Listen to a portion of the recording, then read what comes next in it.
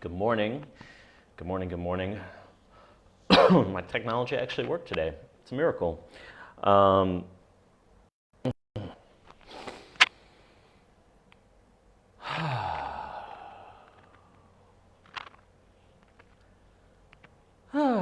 yeah, a little check-in this morning. I crashed super early last night. Hey, Kate. Um, at like 7:30. And when I'm crashing early like that, I do this thing where I pretend it's a nap. So I'll say, okay, I'm just gonna, just 10 minutes, just 10 minutes. But if it's like after 7 p.m. and I say just 10 minutes, I'm done. Like I'm just out. So I woke up at 4 a.m. And I've been reading a lovely book that I would love to recommend to you called, oh no, Library of the Unwritten, I think is what it's called. But it's a lovely fantasy romp. So if you're looking for um, a fun book to read that really is at a deeper level kind of about the power of story and the power of words to create meaning, um, Library of the Unwritten, highly recommend. Also on the fantasy romp list, 10,000 Doors of January, which made me cry at the end. So there's that. Let's see. Anything else? Any other book? Does anybody else have book recommendations just as we get started? Hello, hello. Yeah. I really enjoyed yesterday when it was pouring rain during this time. And today it's more like a gentle drizzle. That's all right. Hey, Joel. Hey, Steve. All right. Let us go ahead and get started with our poem for April 7th by Hafez. I don't know why I looked at the cover to make sure that it was Hafez, because it's always Hafez. There's other poems, but this is the book we're working with. So, April 7th. The copper coin understands. The copper coin understands its place amongst the gold. Any words that can tarnish another know they are meant one day to be discarded. I'm going to try again because, again, I don't read these until this moment, and now I see that's not the end of the sentence. The copper coin understands. The copper coin understands its place amongst the gold. Any words that can tarnish another know that they are meant to one day be discarded from your speech, and they will, as you mature, grow ripe and can nourish others more. The sounds of pure gold are different than anything still alloyed. What they say never in any way harms. Oof. I love that so much. Hey, Julie, I missed you guys on Zoom last night too, but if I had spent another second on Zoom, I was going to go bonkers. So here is, it's so interesting because in the book recommendations section of our morning, I was just talking about the power of story and words to create meaning. And what I hear in this poem, especially that last part, the sounds of pure gold are different than anything still alloyed. What they say never in any way harms. And the idea that words that harm, like copper, know that they're different. So that when we receive words that are harmful or we say words that are harmful, we know it. Something in us knows it. And as I'm sharing that, I'm remembering just like growing up, there was so much kind of like unaware casual cruelty in the language in my family. And my favorite example that some of you may have heard me use is like my mother just kind of would casually call both my father and I pathetic all the time. And she didn't, we could go into the psychology of that, but she didn't mean harm by it. And yet, by some weird coincidence, I grew up having internalized that word as an accurate story about who I was. And so in that version of me, defined by that word, I was pathetic. And that sucked. That like took a lot of work to unlearn. So I wonder, like for you, what are some of the words that you may be aware of using or receiving that are that kind of, have that kind of harmful impact, even if it's unintended? And two of the ones that immediately come to me, just because I work with folks on this a lot, is the word using but instead of and, which is the first rule of improv. You just don't do that. And the reason is but cancels out everything that came before it. So, for example, I want to join those morning meditations, but I have a kid and I have to feed them. Well, then the implication there is that the feeding of the kid cancels out the meditation, as opposed to, I really want to join those meditations and I have a kid and I have to feed them and I can do the meditation later, right? So now it becomes additive. And that but is kind of an act of very subtle self-violence when we're invalidating our own thoughts. And the other one that does something similar is should, because anytime I say I should be doing something, then the implication is that I'm not doing the right thing in this moment. And so I'm not allowed to be present because I should be doing X, right? I should be writing that great novel I always wanted to write, or I should be gardening right now. Or not. Maybe there's an invitation for you to do that. Maybe you want to do that, and you're choosing not to right now. That went off on a whole thing. Thanks, Hafez. So in the meditation this morning, maybe let's explore a little bit that idea of the power that our words and stories have to create meaning and how we may be able to shift that. I don't know what that'll look like, but let's find out together. So find a way of sitting that feels comfortable to you. And just allow your body to settle.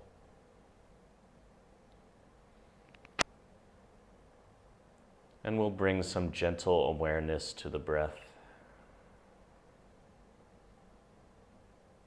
Just being very aware as you inhale that this is you inhaling.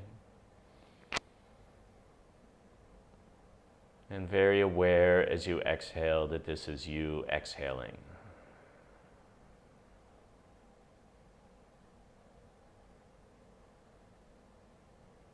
And if you want to, you can even just start to consciously elongate the breath a little bit. Breathing in really deeply, taking in a little more breath, and just letting it gently leave the body. And again, nice deep breath in. Really enjoying the sense of inflation on the inhale, letting the body expand like a balloon, and gently enjoying the sense of release on the exhale. And on the next inhale we're going to take together, just allow your whole body, every muscle in your body to tense. So we're going to inhale, we're going to hold all of our muscles really, really tense, and then we're going to release them on the exhale. So here we go. Inhale. Tense all the muscles in your body. Oh, it's sort of uncomfortable and you may be trembling. Oh, that's not fun at all. Why is he making me do this? And release.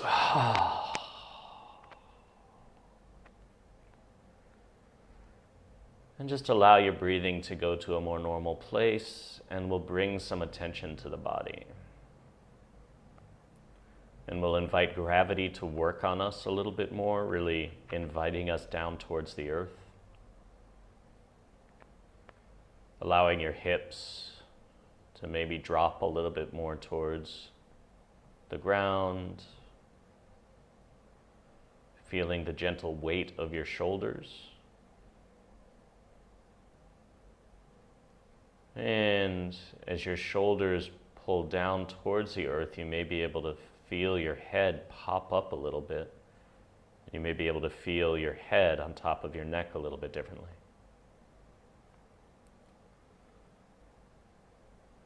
Good, and just take a nice, gentle, deep breath in. And release.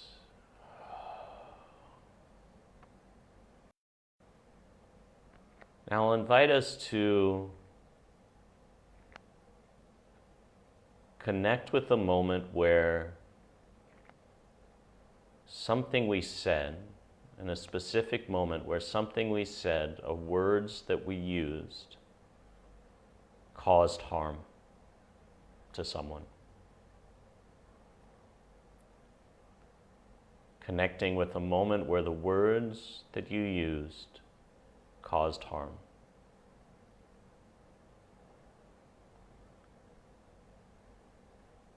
And as we connect with this moment, see how much you can allow yourself to re-experience that moment, acknowledging that it may be uncomfortable to sit for a few moments in this moment or story where you caused harm. And notice if any self-judgment comes up. That's fine, and you can simply invite it to stand aside and show compassion, showing ourselves compassion in this moment that our words caused harm.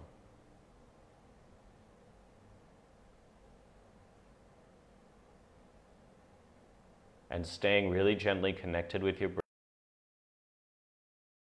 breath, words on the other person or people.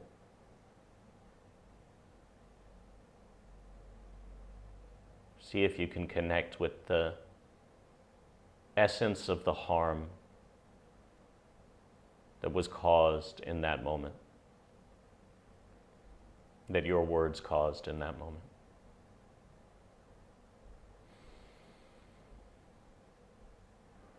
And just keep breathing gently. And now what I'll invite you to do in that moment, in the story of that moment, is experiment with making a different choice. In other words, go right to the moment before you said those words that caused harm and see what happens if you choose different words, words that are gold, words that could never be harmful. Ones that are coming up for me right now are, I hear you, and I'm here for you.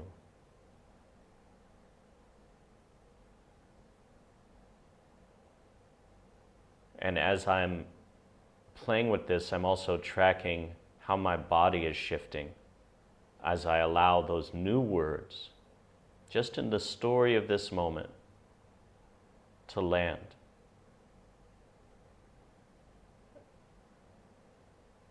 And feeling the different impact that those words have on this moment.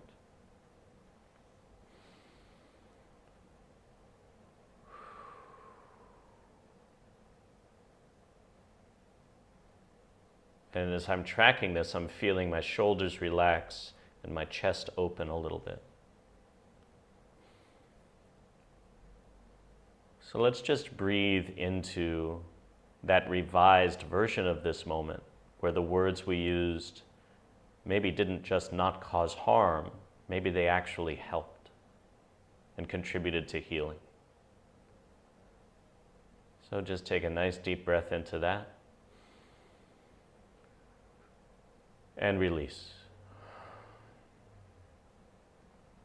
And we're going to play one more game with this, which is now connecting with a moment where the words you used to yourself caused harm. Like a slap in the face almost. So connecting with a moment where the words we used to talk to ourselves caused harm.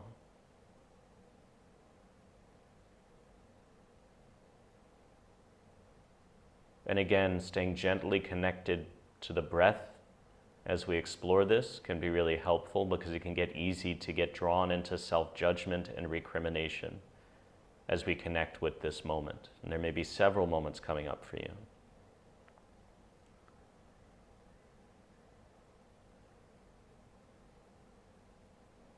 And now, feeling the impact of those words on yourself, on your soul, maybe in a moment where you were vulnerable and trying to express something new. Or a moment where all you needed was encouragement and the words that you gave to yourself were the opposite of that. See what happens if we go back to that moment and those words, and again, just shift those words to something that will not only not harm, will also be healing and supportive.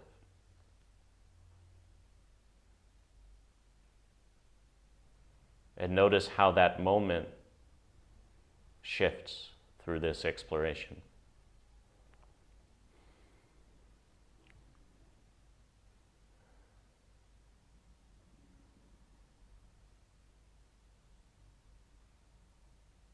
So,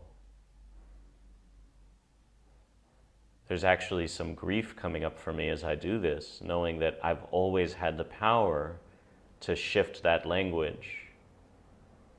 I just didn't have access to it or the capacity to access it. And so if that's coming up for you, it's fine to allow that to move. Right? So sharing those words of support and encouragement with yourself can retroactively start to shift our orientation to certain moments in our lives.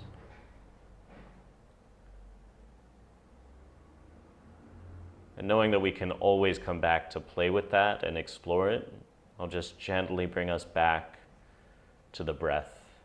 So letting all these stories go, letting them fall away, and just gently breathing, being very aware as you inhale that this is you inhaling, and gently aware as you exhale that this is you exhaling. Just take a nice deep breath in and release. Good. And I'll invite you to come on back. Yeah, welcome. Welcome back. So I think it's really powerful to recognize that while we can't change the harm that we've done to others or ourselves through our words, we can change our relationship to those moments, sometimes by recognizing that we can always make a different choice, that there are always more choices available to us than we may be aware of. And we can do that from the present, looking back.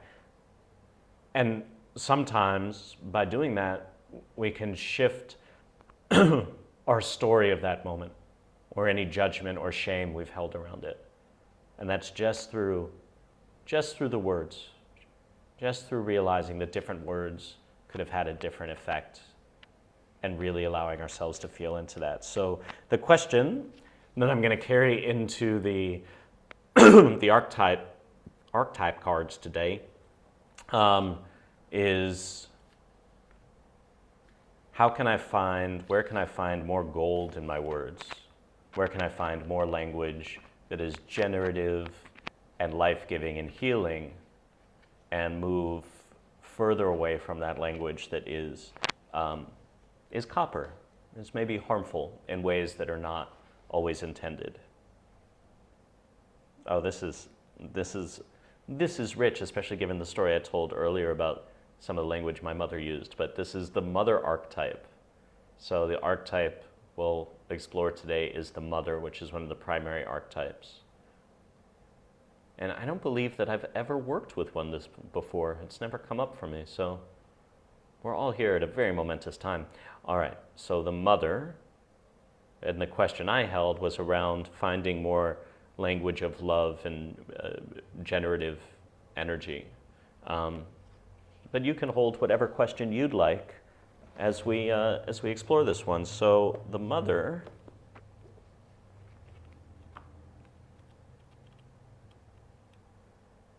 here we go.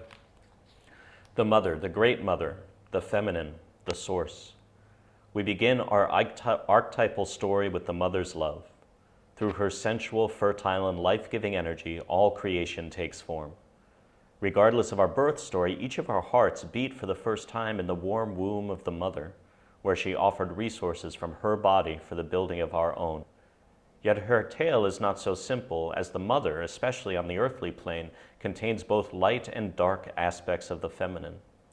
With the best of intentions, the mother wraps her loving arms around her creations and begins to grip what she meant to set free. The mother both nurtures and prohibits growth. She gives yet clings, she creates yet restricts.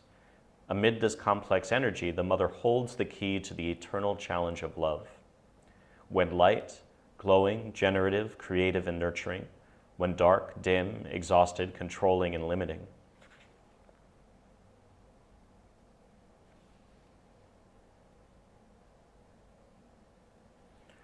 Yeah, I love this. Just as a reminder that, just as that mother archetype, the mother energy, is a life-giving energy from which all creation takes form.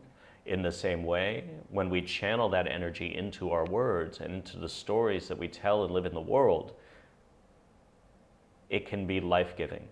It can be like the image that just came up is our words can plant gardens, just fields of wildflowers. And if used with less awareness and less sensitivity to that mother energy in its purest form, it can be harmful. It can strangle things in early stages of growth. And so the invitation that I'm taking from the mother today is to really lean into that energy of creation, that life-giving energy, and see what happens if I allow that to fuel the words that I use today and choose to use, and ground myself in that. And acknowledging, even as I say that, it's ludicrous to think that it's going to be perfect. And I think it's a fun challenge and a fun game to play. Especially because tonight I'm offering a healing breathwork circle to folks. And there's information on my page, I'll drop it in here, but if you are feeling called to explore story a little bit more deeply in community with some other beautiful people who are all navigating these times together and want to do some deep conscious breathing to try to kind of connect with these elemental energies and shift anything that may be accrued and stuck in you, I'd love for you to join us. It's at 6:30 p.m. Pacific time.